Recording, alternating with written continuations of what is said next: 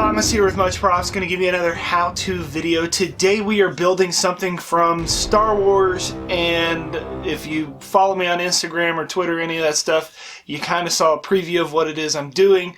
But I am going to attempt to sculpt for the first time. I've never used clay before, or monster clay to be specific, and I thought I would try my hand at it and see how it goes. So it's going to be kind of an experiment for me. And at the same time, trying to cast it, which I know very little about, only watching videos on YouTube and, like Punish Props and stuff like that, who's got awesome tutorials on how to do it, which is probably where you should go instead of trying to figure this out by watching my first attempt at it. I am going to attempt to make a baby Yoda from the Mandalorian series. Yeah, let's get to building.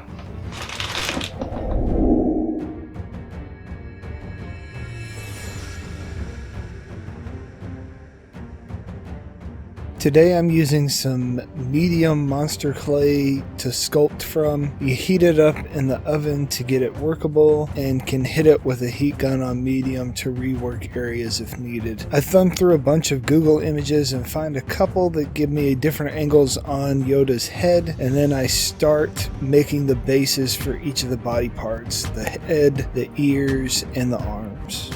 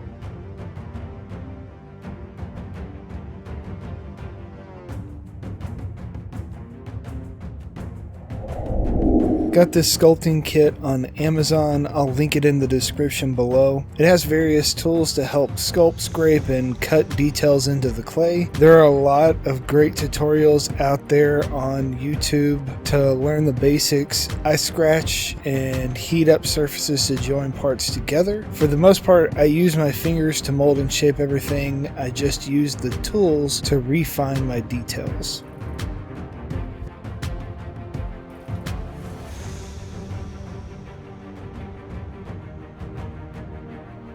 I decided to put on gloves to prevent from leaving a bunch of fingerprints all over everything. Once the ears were on, I started to refine the head shape by pushing in the eye sockets, adding ridges to his mouth, ears, and forehead. Probably took a good 2 hours or so to try and get everything into shape.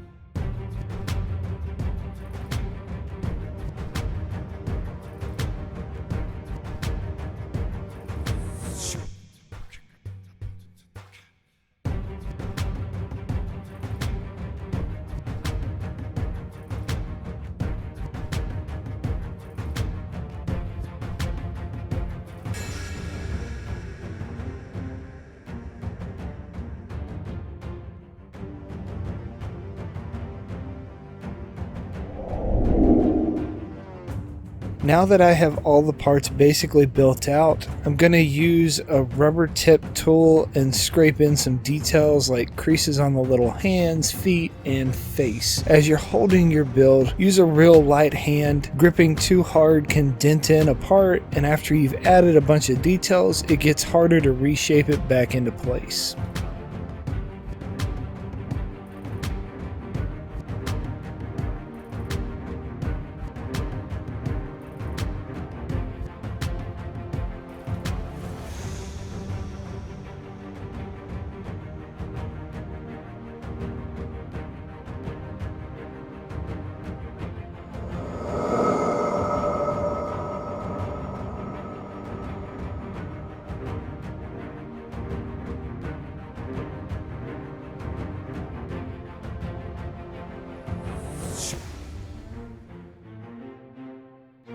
To add his fingernails, I leveled off a flat base to attach it to. These little parts can be tedious to try and sculpt, especially if you have giant hands, but these little parts add so much to the overall look. It was nice having all these different size and shape tools to help me with these intricate forms. I built some boxes out of some corrugated plastic that I had laying around and hot glued the mess out of them so that it didn't leak around the seam lines. Then, to prevent it even further, I put some tape over that. Just make sure that you add a little space on each side of your build so that the walls aren't too thin. Now I'm going to glue my parts down to get it ready for pouring my molding material.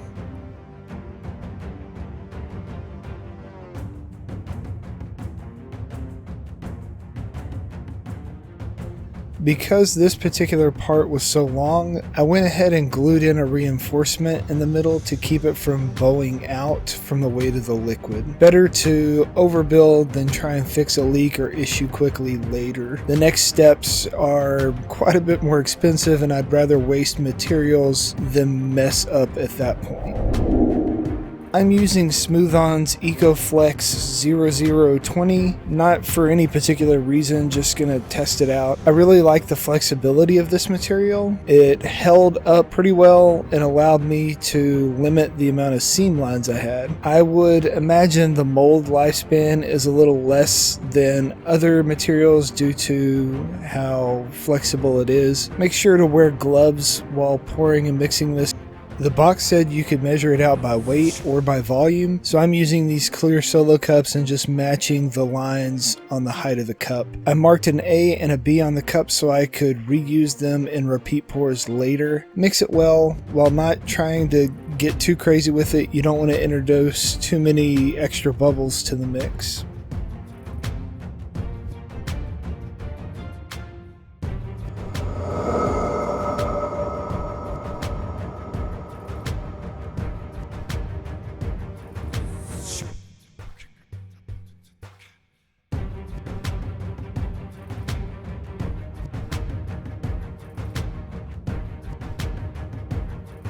While I am pouring, you'll see me tilt the box a little here and there. I'm just trying to make sure that the air pockets don't develop on any of the overhangs. I also oriented my parts so that the spouts will be where it connects to the body. I'm hoping that this will limit the amount of cleanup work I'll have to do later. I also tapped the sides and the table to get rid of any bubbles. I don't have a pressure pot or degassing chamber.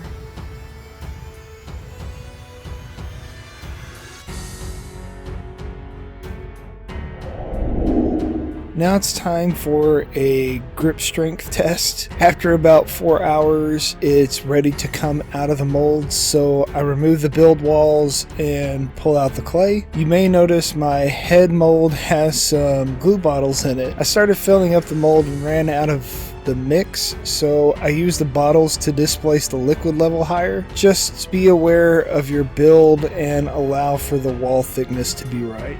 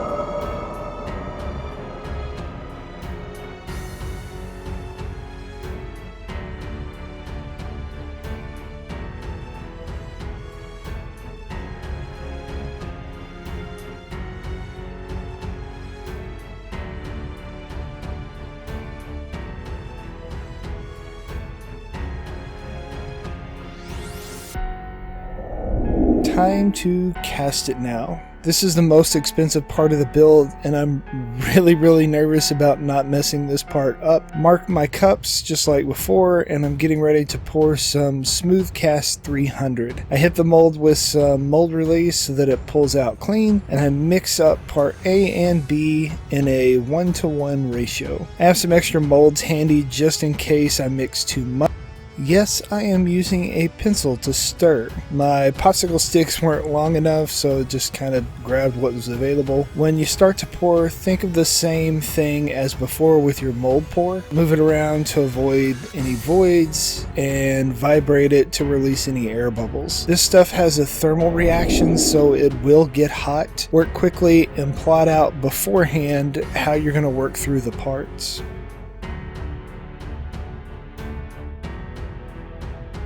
Smooth Cast 300 sets up pretty quickly, about 10 minutes, and it's solid. I pulled each part out and I'm happy with all of them but the head. I had a void on the bottom of the ear, so I had to make another pour. The next time I'll do a better job of making sure to get the releasing of the air pockets.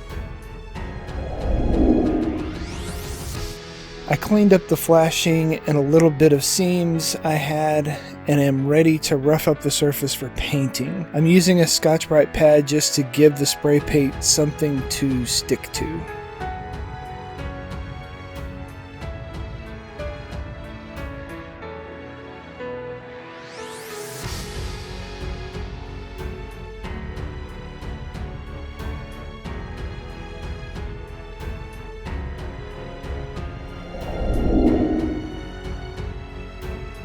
Because I don't have a pressure pot or degassing chamber, I did have some air bubbles on my cast, so to fill them in, I am using a mixture of baby powder and super glue. That basically works like a wood filler, or you've seen me in the past use PVC the same way. I overfill the area, then once it dries, I carve it back and sand it flush.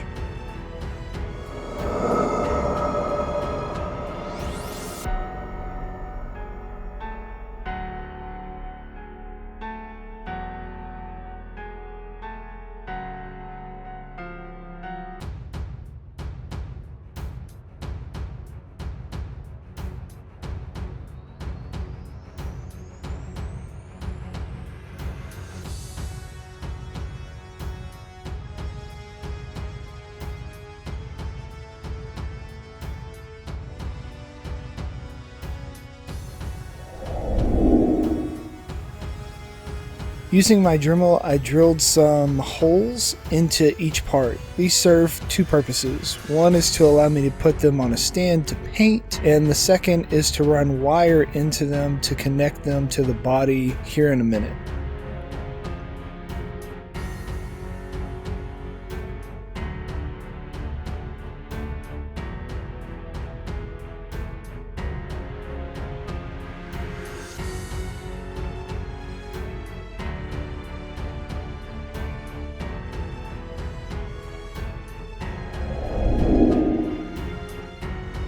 I used a mixture of greens, browns, and pinks to make a base for my paint job.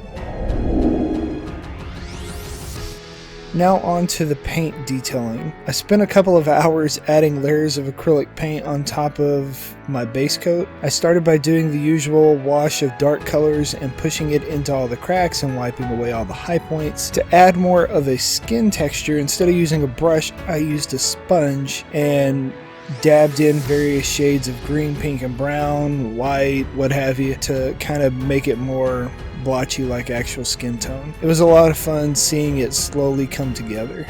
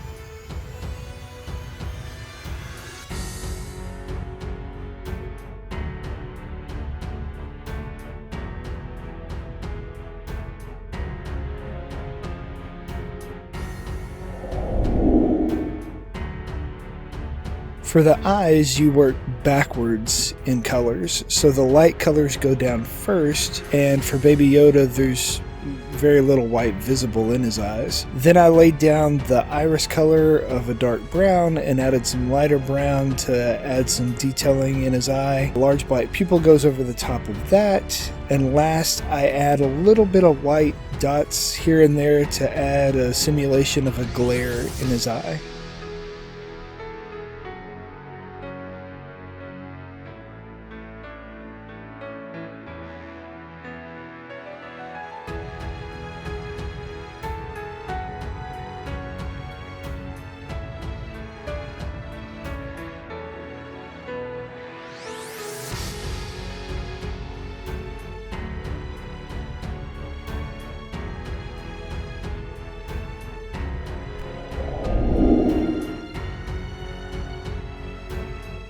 For the body, I decided to use a cheap baby doll I found at Walmart. Yoda has a short, stumpy body, and I thought this would be a perfect fit. I cut some aluminum wire and ran it through the stuffing to secure the arms, legs, and head together. Once they're all glued together in place, I just hot glued the material from the body onto the neck, arms, and leg.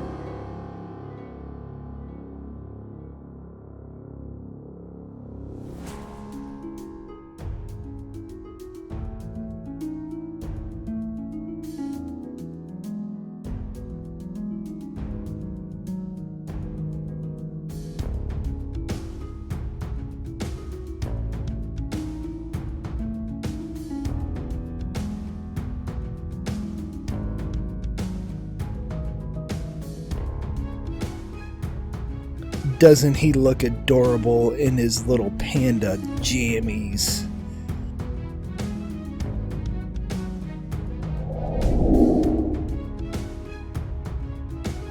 To make his robe, I found some fleece material at Walmart for pretty cheap, and it was close enough to the color for me. I don't have any sewing skills to speak of, so I thought I would just hot glue it together. He won't be moving around, so there's not going to be much stress to the seam lines. Basically, I just made a big tube for the body and two small ones for his arms.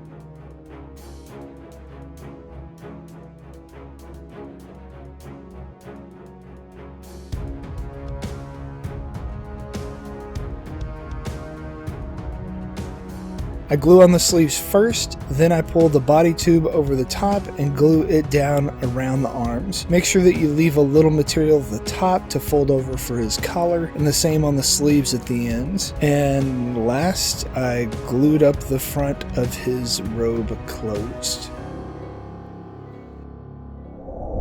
And we are finished. Here is the end result. Overall, I'm very pleased with the way he turned out. There are a lot of things that I could have done differently, but like I said in the beginning, this was definitely a test run for me as far as molding and casting and sculpting and all that stuff. And I think the end result turned out pretty cool. If I would do something differently next time, I'd definitely make 2 molds of his feet, even though I only sculpted 1, because I had to like mix up little bits of material to fill in another deal, which was kind of a pain. But other than that, I think it went pretty smoothly. I did try and cast something before this just to make sure that I didn't screw this one up. So you'll probably see that build coming out here pretty soon, which is a nice looking sculpt too. So yeah, if you like this, maybe I'll do some more sculpting and casting stuff in the future. It was just something I wanted to try. So maybe you will try and make this Baby Yoda yourself and impress your friends with the adorable cuteness that is Baby Yoda. So much so that they hit you up on every meme possible to... I mean, just look at him. Maybe you'll get some... Yay! And eventually they're going to ask you, how'd you make that? You can give them one of these, tell them, much props. I mean, he's adorable, but he's also hungry.